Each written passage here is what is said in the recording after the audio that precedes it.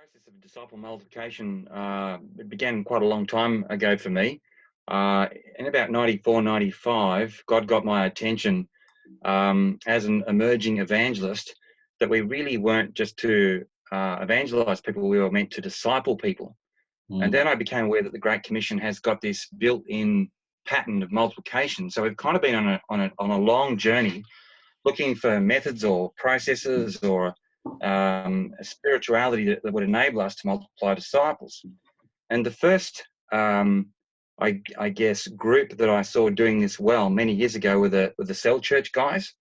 So we got involved with Cell Church because the idea was that the substance of church could remain the same, but the form of church could morph into any discipling kind of need or pattern that was appropriate to the target group.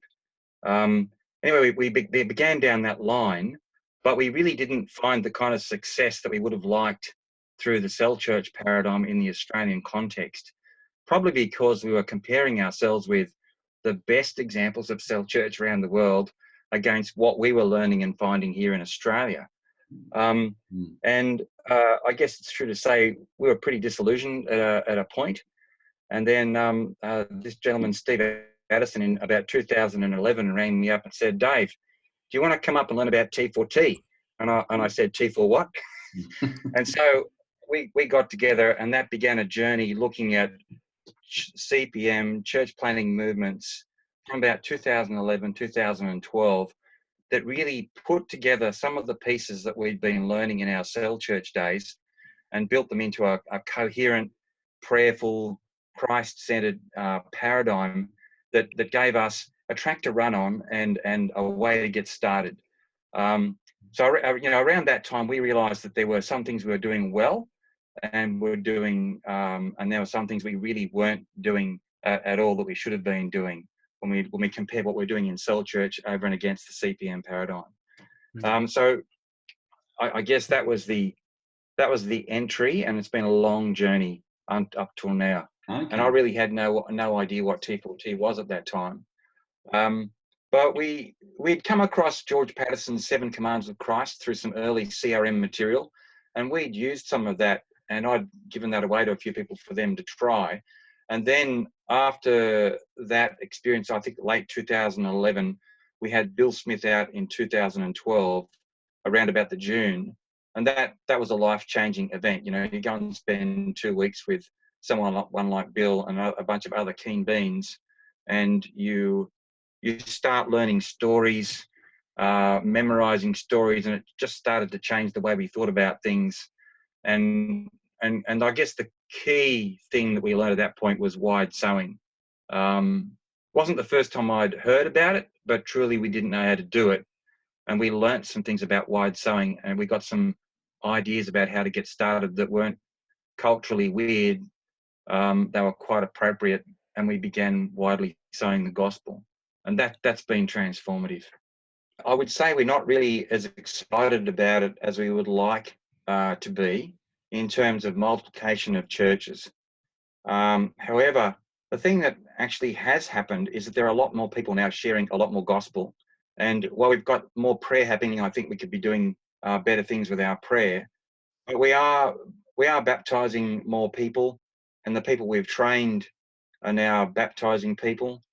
And the people that they've trained are now also propagating some of the CPM paradigm as they understand it through their Christian network and through their non-Christian network. So we're seeing a ripple out effect, and numbers of churches starting to pick this up, but not as many as we would like, but it's certainly growing. Yeah. Okay. Well, the impetus for the research was created because I'm in some online dialogues with a variety of people across Australia, and anecdotally, I was hearing that we were sharing faith. Some people were making commitments to Christ, but we really weren't finding it easy to form new churches and then multiply those churches. So we're kind of hearing that anecdotally, and I thought, well, let's go and find out really what's happening out in the field. And so it was, I guess, from not hearing as many good stories as I would like, that we went to do the research to try and add some rigor to what was becoming a significant investment for a lot of people. And late 2016, I heard about one group who were saying, look, yeah, we have multiplied churches. We are getting to second and third generation.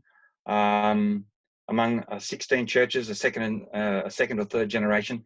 And I wanted to try and find some good stories to help the rest of us get better at what we were doing. So I went and conducted some semi-structured interviews with people who were, fairly serious practitioners with a lot of skin in the game. Okay. And what did you learn from that that research?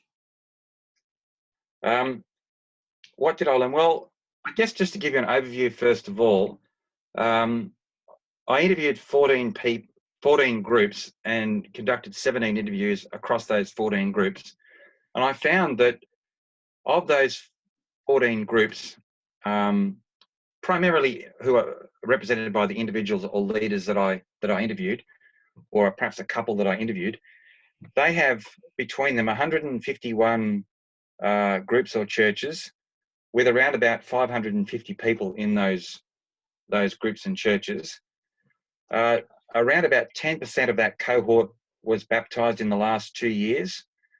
And so they are starting to form groups.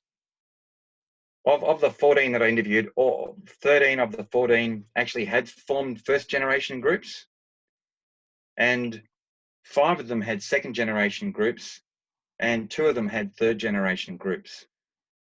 And there were 2 stories in particular that were quite outstanding, I think, compared to the others of us who have been practicing. And I then really focused quite heavily on interviewing those 2 particular ministry groups to find out what was going on for them, to help us understand some of the principles that might work in Australia. So that was my approach. Okay, so what did you learn from those 2 standout groups? One group are working in a university. So they're working among foreign and overseas students primarily. So the target group is a group that's well known to be quite open to the gospel, quite responsive to the gospel. And they began a transition toward the CPM, Father's Heart, Four Fields paradigm in around about 2012, 2013. And they've had some quite significant success. So before applying these simple CPM principles, they were seeing about 20 people make a commitment to Christ per annum. But since they applied the patterns, they saw 30 in 2014, 60 commitments in 2015, and then 97 in 16. So 30, 60, 97. It's a pity the last one wasn't 100, because then it would be 30, 60 or 100-fold.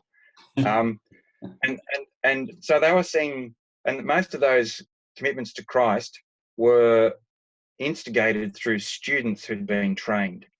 So as they equipped students, gave them a vision that they could do this, gave them some simple tools to do this, and then anticipated that they would immediately share their experience of Jesus and a gospel of Jesus message with their friends, they began to see momentum, and they began to see people become followers of Jesus. And then last year, for example, in May, they had 18 groups, but by October, they had 50 groups. So they were then learning how to form those students who are making commitments to Christ into groups. And this seemed to be happening as students could see other students who just become followers of Jesus starting to lead a group. And they thought, oh, I can do this, because, and they were then willing to have a go themselves. So there was a visible group of people who were doing this, available on campus. Most of these groups were happening on campus, plus a continuous reinforcing of the vision from the front in a large meeting that they held once a week, and a continuous reiteration of the principles and the practices and the process through training. And this then, has begun to gather momentum. And it's very exciting. And my friend who I interview here would be pointing to God and pointing to the fact that they've been prayerful, and that it's a blessing of God, and that he's actually working through the students to bring about this kind of dynamic momentum. Okay. And how about the other group? What did you learn from them? The other group are working with migrants and lower socioeconomic Australians, and also now starting to work among middle Australia, middle to upper class Australia. So up until about 2013, they were seeing 10 churches form per annum, 10 to 20 churches form per annum. But last year, between say January and October, they saw about 50 formed. Mm-hmm. Now that's been typical, I think, for the last 3 years or so. Fairly significant numbers of churches being formed. And so I asked, what changed for you between, say, 2012, when you were getting 10 to 20, and today, when you're getting up to 50 or more, just between January and October? And this group have been probably practicing CPM principles in Australia for longer than anyone else. So they've persevered for a long time. Mm. God has honed them. I'd say, my friend would say, he's humbled. He would say, nothing happens without the Holy Spirit. This is the work of the Holy Spirit. But then I asked, well, what are you doing differently? You must be doing something differently. And he said, well, a person of peace search for us is really an opportunity to go for a walk around our community and love people.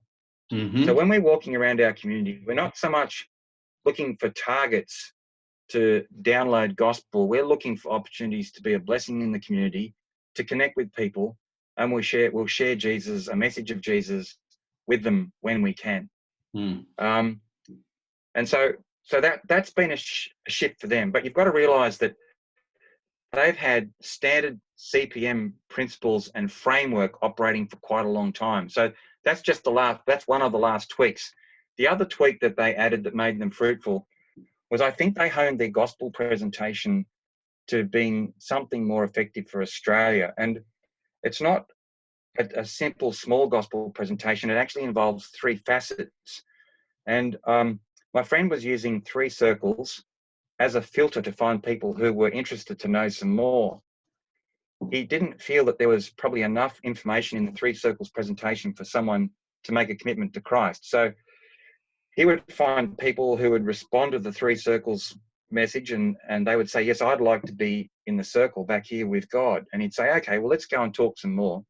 He'd take them aside, then draw on another gospel presentation, such as share Jesus without fear, and slow it down and get them into some Bible passages, or the Romans Road or what have you, and get them interacting with text more slowly. And then after doing that, he would take them to a little drawing called Lordship Circles that helps them understand what it means to actually invite Jesus into the center of your life as Lord. And he said these 2 visual tools, 3 circles plus the Lordship Circles, were really helpful in helping crystallize what it meant to actually invite Jesus up front into your life as Lord. And in that gospel presentation, he's front-loading all aspects of the gospel. He's front-loading baptism, he's front-loading obedience, he's front-loading 3 circles has going and sharing what you know of God. So these things aren't added on later on as a surprise. They're actually all part of the original gospel presentation. And so when people were saying yes, they really knew what they were saying yes to. And because these tools were clear, the people who had learnt them and made a commitment to Christ were then able to take them straight into their oikos or into their friendship network and begin to pay the message forward down the line. So that was around group formation. He was doing some slightly different things to other people in that gospel presentation.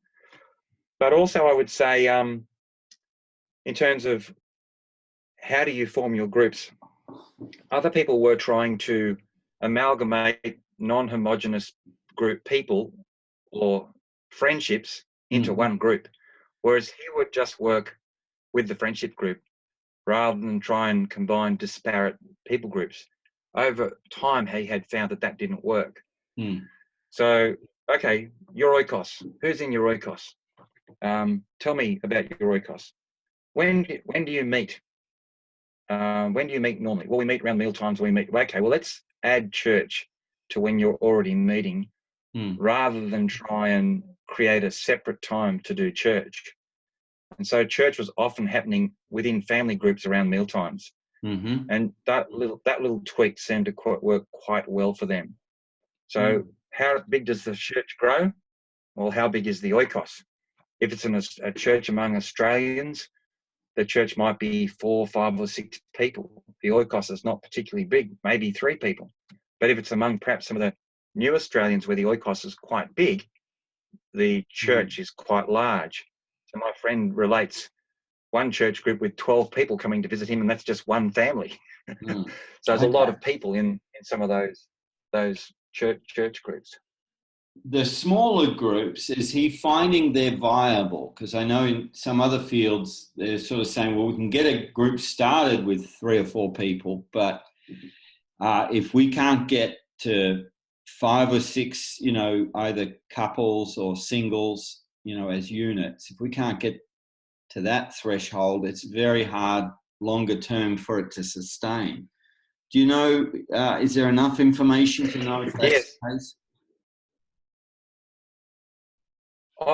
I think there's some information, but because the research is limited in terms of its self-report, and it's done in a time frame, really some more investigation could be done in that area. But I did ask that question, and my friend said that small groups can last for a long time if there's genuine fellowship and koinonia within the group. If they really get fellowship with Christ, if they really get fellowship with Jesus, they will stick. He spoke of the competing dominant attractional church paradigm as being the main concern, that he was losing people into the conventional or traditional church after maybe 3 generations if they are Australians, or maybe 6 generations if they were not Australians. Not Australian born. of new Australian Yeah. background. Yeah, not Australian born. Yeah, so I do think that there's a contribution of the small size. It would appear, and I think that we do have a problem in Australia among Australian-born people of having small oikoses that are fragmented. And for example, if you and I were to draw out our oikos map, some of the people within our oikos map, they may not actually know each other. We're the only connecting point that they have, and that's very typical. Whereas in some of these ethnic communities, that's not the case. Or in the village situation, it's not the case. People tend to know each other quite well. So we've got some issues in Australia in terms of the fragmented and the low social cohesion within our networks that need to be worked on and resolved. So, because you've sort of taken it's still early days in Australia, but you've taken the pulse of where people are applying the training and going after multiplication, no place left. What do you think we're doing well? Well, of the 14 people I spoke to, all of them have a wide set of people that they're now connecting with, more so than they would have been before they began interacting within the CPM or DMM framework. So, extraordinary number of connections. There are people being prayed for in the street. People are hearing gospel in the street. People's friends are now hearing more gospel than they perhaps would have been. So I think we're doing quadrants 1 and 2 quite well in terms of getting out there and connecting and sowing. Just one other thing that I would say about the good case study in Australia is that he was working toward multiplication through helping people understand lostness and own lostness personally. So if you start, say, a first generation church, they were competent to start or would initiate engage in second and third generation church starting once they took ownership for lostness. So you could tell them the parable, say, of the lost son or the lost coin. It's a little bit abstract, but if you say, well, who are the people that you know who are far from God, and what's their destiny without Christ? And if they own that lostness, they'd pay it forward. So you've got there's a pocket of doing something really well that helps the new generation pay it forward. The thing I think we're doing well is we actually are starting to form first generation groups. So all the people except one admitted to having first generation groups. The person who said they didn't have any was being pretty hard on themselves, and others might have counted it. But anyway, everyone's got first generation groups, and that's a very exciting thing. So I'm excited about that. But really, there's only a few who are starting to see multiplication. Yeah. What do you think needs to be different, or what do we need more of? So the first one is this. I think that our church formation lessons have to take into account some of the idiosyncrasies of the Australian post-Christian, post-church context.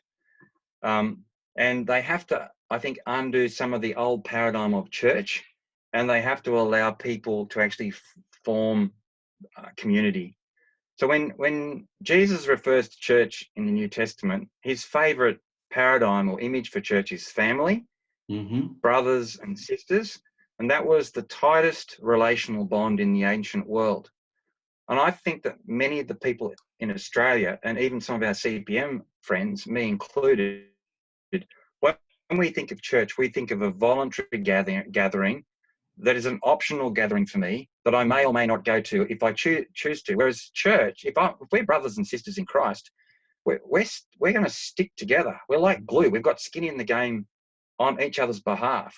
We're going to be for each other fully. And I think that we've divorced salvation from our church. You know, soteriology and ecclesiology are divorced in a lot of our gospel presentations. They need to be intrinsically linked. So our church formation actually has to help people understand that. Now that's some speculation there. And I think there are probably other things that could be included in your church formation lessons that may undo some of the issues with cohesion. The second thing I think we can do is explore small house church type gatherings and larger social space type gatherings, so that people see that they're not part of they see they're part of something bigger. The danger here is that the larger meeting will very quickly trump the smaller meeting, and the responsibility that people take in the smaller meeting to pay for the gospel could be eclipsed by the attendance at the large meeting. It tends to actually absorb a lot of resources. So we need to find a way of doing larger meetings that don't detract from our capacity and our concern for lostness. That's critical. And there are some models out there that a few people are starting to explore with, and I'm pretty excited about that. The next thing I think is to provide good mentoring for our church leaders, and make sure we're looking after our church leaders, and not let them go too early off on their own, but to continue to mentor those individuals well with one-on-one support after the church starts. And I think maybe some of us are releasing people a little bit early to go off and do this. So there are three domains that I think we could work on around the church formation. And the last thing that I think is a matter of process, and a lot of us have been doing iron on irons, where we would get together and we'd talk about what we're doing, what we're learning. But it seems to me that when we've been doing those, we perhaps move too quickly through people's stories. We move too quickly through what they're learning and what they're stuck. And I think we need to go slower and allow people more time to unpack really what's going on, so we can get in touch with where they're really seeing success and where they're really stuck. Because I don't think anyone's really cracking it in the post-Christian urban context. Not here yet. There are a couple of good stories from overseas, and we can learn from them. But I think that team of teams and group learning kind of context is quite important. The other thing that I haven't mentioned till now is that it seems that people who do well have got good mentors and are part of a learning team. So some of the guys who I felt were really struggling in the interview process were very isolated, had no mentors, and didn't team much. But those that seemed to be doing well had mentors, were involved in dialogue, had done hard yards, but had persevered. And so, when I asked guys, some of the guys who are level 5, really senior guys offshore, they mentioned 6 to 8 years in a Western context seems to lead toward breakthrough. So that doesn't mean that each of us needs to be in the field for 6 to 8 years. It just means that some of us do, to find out what to do so that others who come on board can quickly start to learn. Yeah.